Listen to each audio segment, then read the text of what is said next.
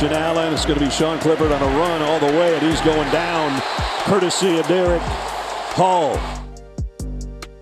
Not many freshmen can see the field as an SEC team. Derick Hall was a guy that absolutely did it, and he's one of the most high character players in this NFL draft. What's up, everybody? Kent Swanson, Sean Barber, about to break down some Derick Hall tape. This is presented by Miller Lite. Barber, talk to me a little bit about Derick Hall. Man, I wish I had some more great things to say about him, man. I want a dog on the field. I don't want a guy in the classroom who comes in there with a three-piece suit and can speak to me. I want a guy that's going to make some production on the field. This young man, the problem I have with him is I think he's a tweener.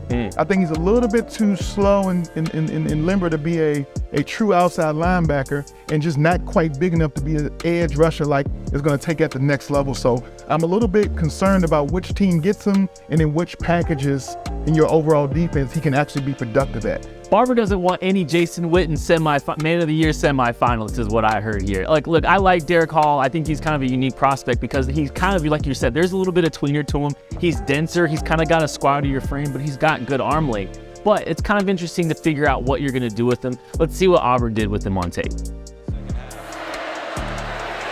hands it off, nowhere to go for Pete. Derick Hall has made every outstanding play for them defensively. So Derick Hall spent a lot of time as a stand-up rusher for Auburn's defense. Kind of a squattier build, but he's got really long arms. He's pretty dense for his size too.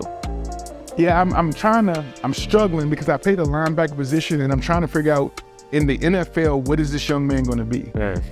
There's no place, I think, on third down for him on the field as a Mike linebacker because I don't think he changed direction good enough in between the tackles to be able to cover the Travis Kelce's of the world, the Jeremy Shockey's of the world, the Michael Mayers of the world. There's so many ways to take advantage of a guy that's not twitchy enough in the passing game. But on the running game, I think that he'll be kind of comparable to the linebacker we just saw leave the Buffalo Bills. I think Tremaine Edmonds, that kind of comp is what comes up to me as a more of a tall middle linebacker. If he can learn the reads and learn how to kind of play behind his pads.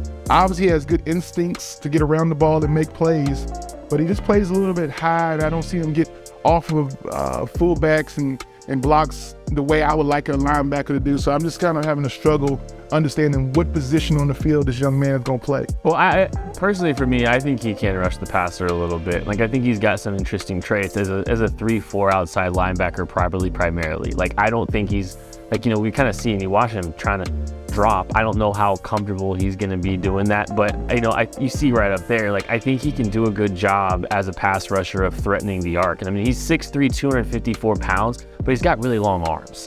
Are we seeing a Sean Merriman? Are we seeing a Joey Porter? Are we seeing one of those type guys? That's a good question. I think he's more of a true pass rusher, like a Brian Arakpo. Oh yeah.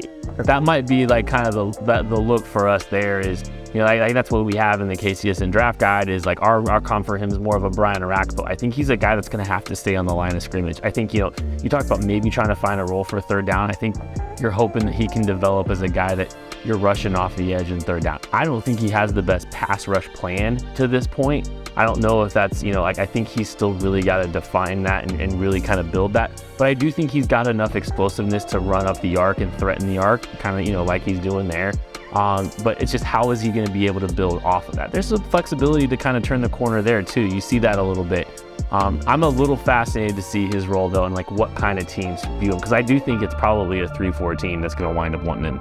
Yeah, and so whenever you become a tweener and you have to limit yourself to a certain defensive scheme that a team has to envision you playing, man, when it comes to the draft, there's your pool. When those 3-4 teams come up and they have to decide whether they're going to take a gamble with you, hopefully, obviously he's a very productive player, has great film to watch. You can envision him being all these things. It's just, again, I would love to see some more coverage ability or some ability to drop and cover a running back in the flat. Just something besides, it seems like Auburn was very, they understood his strengths, and they played him almost all the time towards his strength.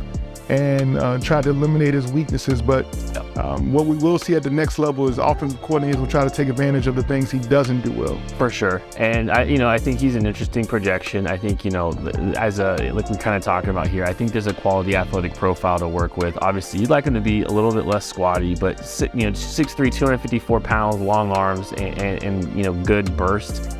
There's something you can work with there. I think he's going to hear his name called somewhere on day 2 of the draft. That's Derick Hall, the linebacker edge rusher at Auburn.